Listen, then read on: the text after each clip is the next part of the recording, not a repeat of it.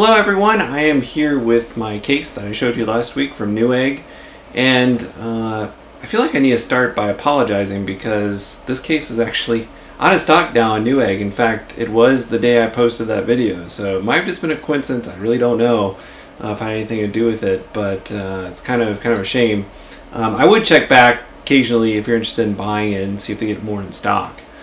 Because it is a very nice case. Kind of checked all the boxes that I was looking for. Just a regular sort of off-white, case, medium size, mid tower, and now it houses my Ultimate XP machine, which is my primary retro gaming computer.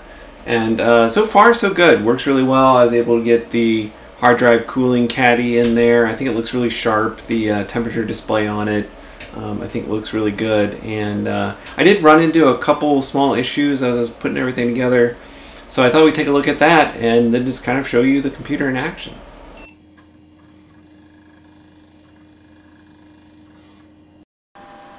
Now once I got all the components in the case, first thing I noticed is that it's loud, really loud. Not the case, but the fans. The fans that the case came with, they're not going to be premium fans. They're the ones that just kind of came with the case. And actually the airflow, especially at the back, really isn't bad at all. Good airflow, but yeah, really loud. And I don't know, I'm just getting kind of sensitive about that in my old age, I guess. But thankfully I did have some other fans, some other options on hand, including this pretty nice Noctura fan, and I thought that it was actually 80 millimeters, the fan that the case came with, but it turned out it was 90. I was a little off, but yeah, this fan has like these little ridges on there that I guess keeps the air moving through it efficiently and keeps it pretty quiet. May not actually pull as much air through as the case fan, but pretty close. Yeah, it's a little smaller than the one that the case came with, but thankfully, actually, the rear mount here came with two different holes. So it does accommodate both an 80 and a 90 millimeter fan back there. And I think immediately, you can tell that there's a big difference here. Much quieter.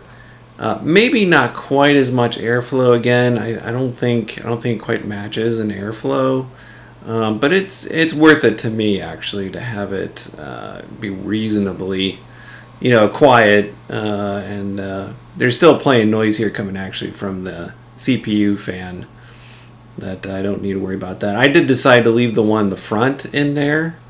Because again, it's good airflow, and I didn't have an immediate replacement for that one, but I might replace it eventually just to make it a little quieter.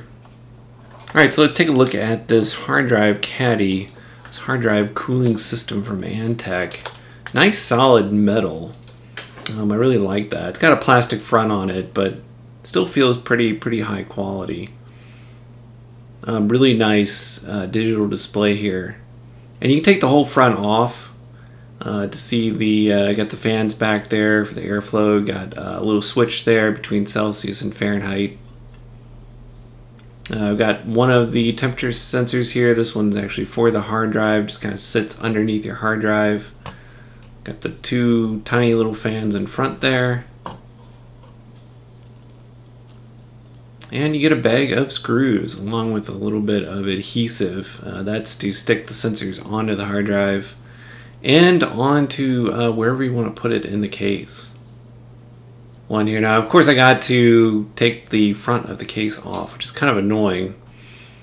And I, after taking this off a few times, I actually did run into a problem here. That one of these little pieces, that there's 6 of them, and they help hold the front of the case on, it broke off, and I don't think there's any way I'm getting this back on there. I don't think there's any glue that's going to hold this. So if you do get this case, be very careful with that.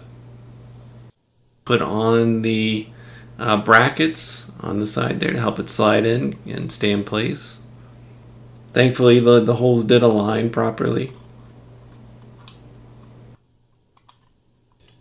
And just slide it on in there.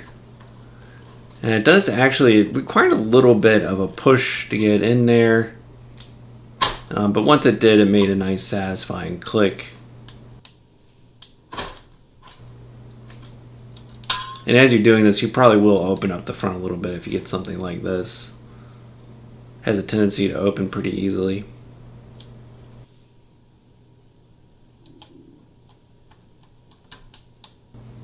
Oh yeah, that's the stuff. Okay, now putting on the front of the case, this really took a little bit of patience. Actually discovered that I'd have to actually have the front of the caddy open in order to get it on here. Actually, I had to poke it through that space. Once I did that, though, I was able to eventually get it to stick. But it's really quite a tight fit, and I wanted to keep popping open. I think it was just that the front of the case wasn't fully on there. Once I got it on properly and got the side on, then it was able to stay closed. So I haven't had a problem with it here after a couple days.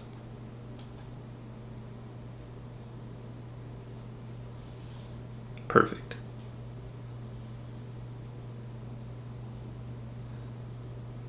And yeah, my first look at it, pretty darn sharp. I just really like the way it looks. It, you know, of course, reminds me of a turbo display, even though it's not what it is. It just fits in really well. It gives a little bit of a black kind of motif to it, a little bit of a black spot. It goes well with the keyboard and my speakers.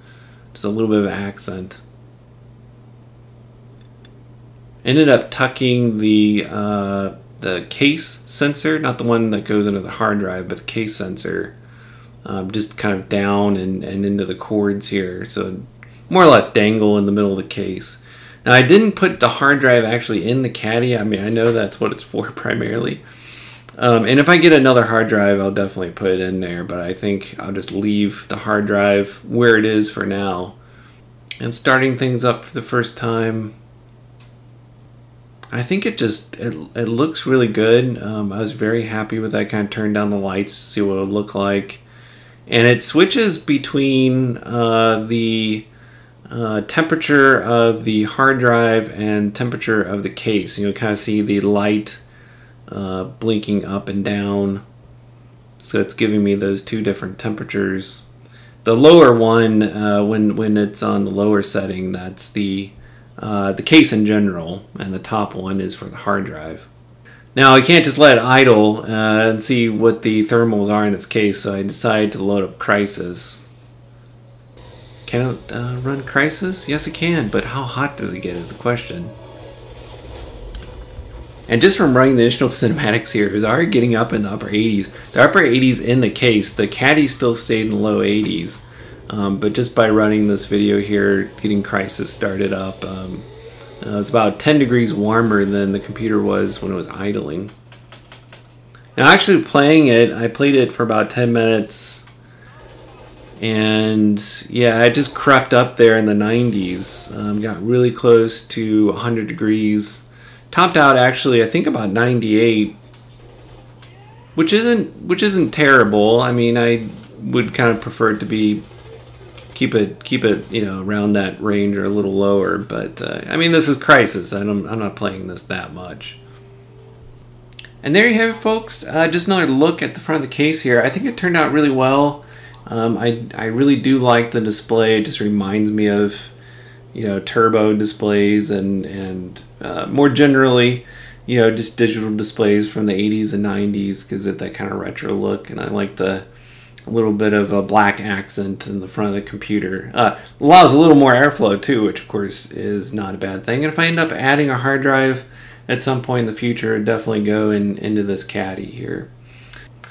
Alright guys, thank you very much for watching. I really appreciate it, and I will be coming out with another videos here soon. So take care, and I'll see you in the next one.